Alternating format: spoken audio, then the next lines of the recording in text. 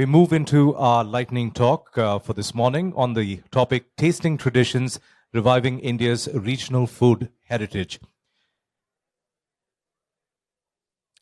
Joining us is a celebrated culinary voice as we journey through India's rich tapestry of regional cuisines.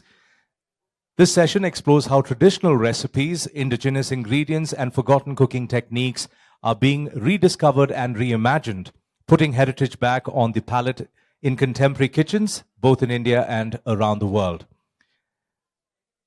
We're honored to have with us this morning Naren Thimmaiah, Chief Executive Chef at Karavali Taj Group of Hotels. Before I invite him onto the stage, a brief introduction. Chef Naren Thimmaiah has been the face of the iconic Karavali for over 3 decades. Naren joined the Taj Group of Hotels after completing his graduation in commerce and subsequent graduation in hotel management. Being the face of Karavali, he has successfully nurtured and charted the course for the iconic restaurant to complete 31 wonderful years of existence, the popularity growing with each day evident by the numerous recognitions the restaurant has received over the past decade. Naren Thimmaiah holds the distinction of participating in the World Gourmet Summit held at Singapore in the year 2005. He has also been featured as one of the top 10 chefs in India by a survey conducted by a food lovers blog spot called Chow Hound. Ladies and gentlemen, please extend a very warm welcome to Naren Thimmaiah, Executive Chef, Karavali, Taj Group of Hotels.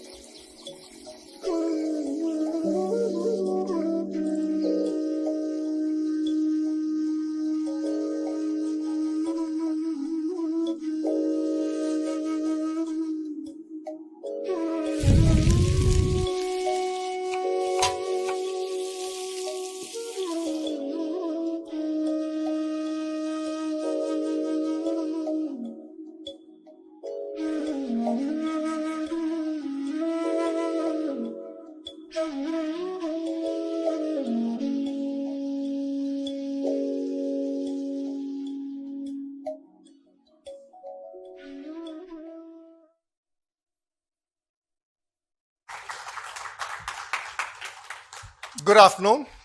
That was us. Yeah.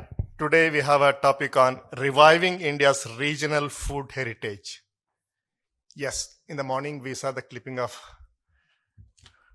the first clipping, and that is where India is moving now.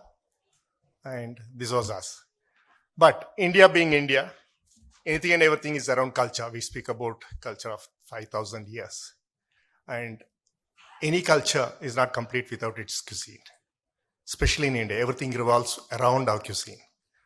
And coming to talk about reviving it, yes, if you really take about last 100 years, there have been restaurants, there have been commercial establishments serving Indian traditional food.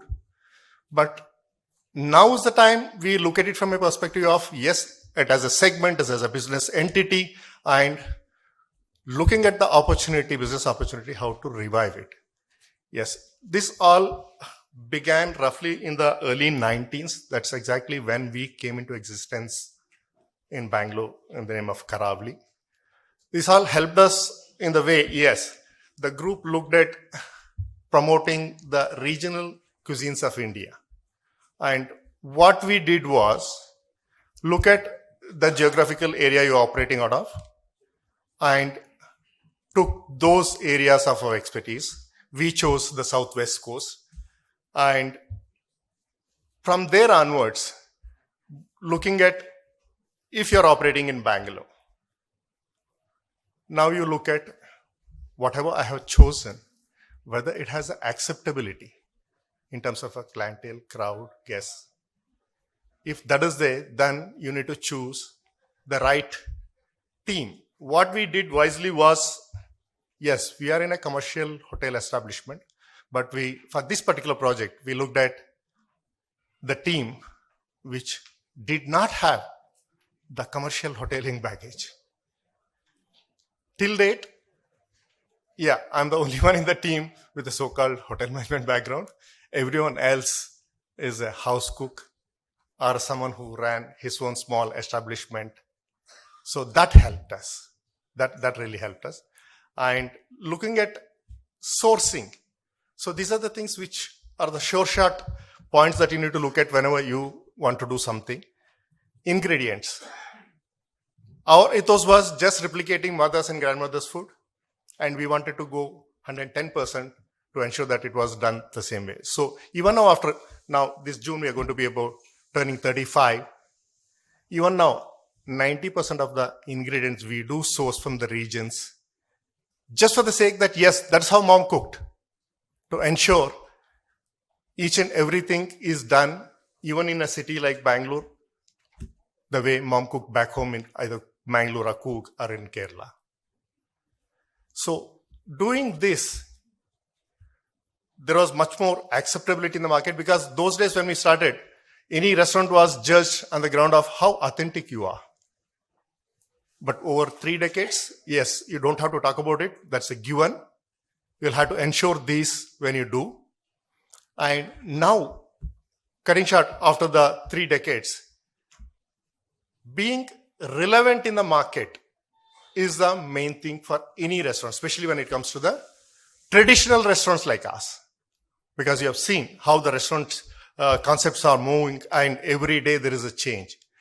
In between this, if you have to still survive in a thriving market with the traditional food, one, the heartening thing is there is that much more awareness in the market these days among the guests that makes our job that much more easier, because there used to be good old days, what we call restaurant safe menus, because finally you are in a business. You don't have to earn losses. So you ensure the ingredients that are the dishes that you put in the menu are safe through the year.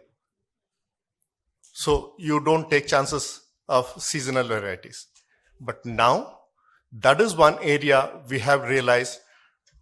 There are restaurants not really being called as, okay, this is a Kerala restaurant or a Karnataka restaurant or a Tamil Nadu restaurant.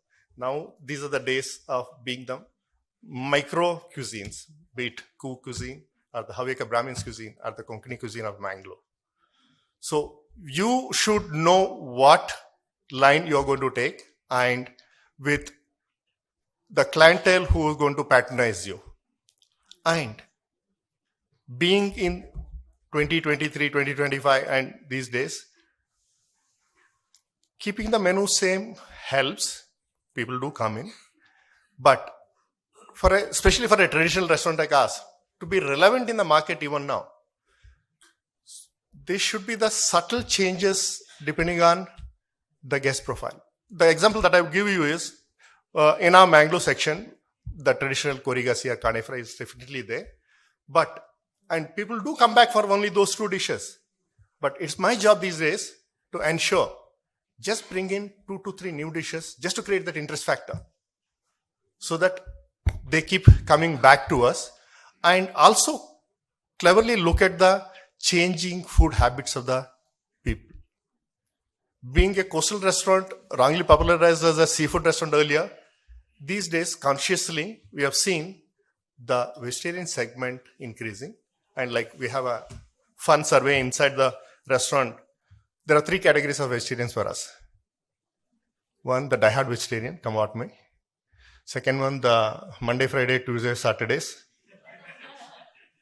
But the third category is very important to me these days.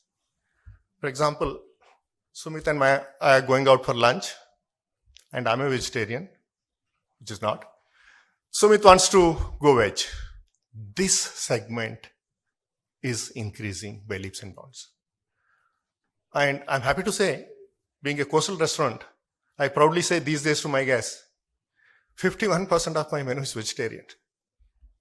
Though I have 14 varieties of seafood on the menu, 51% of the menu is vegetarian. So you'll have to be current in these kind of things to be relevant in the market. Yeah. Now, when you run a restaurant like this, or when you want to look at what you need to make it successful, looking at people with the right attitude who understand in the scheme of things, in the concept. That is important. And more than anything, like in the previous chat, we were discussing about what is the one thing that you need to take away or keep in the mind. Have patience. Things may not really work the way you want initially. Even if you have so much of a planning, PPTs, timelines, PERT charts, you begin. The real learning is once you start or run the restaurant for the first, I won't say 1 month like it was for 6 months. Because even in our case, initially there were days where we went blank. Because those were the days when our job was to convince the Bangalore market that yes, Bangalore can have a coastal restaurant where seafood can be sourced on a daily basis from the coast. Like in our own incident, by the 4th day, suddenly 4 guests turned up. First 3 days we went blank. 4th day, 4 of them turned up. Next day morning, our general manager sent us bouquets saying that, yeah, finally there are people believing in you guys. And after that, luckily, there was no looking back. There's a few things which I want to share with you. Rest, let's network and I'll give more details on this. Thank you.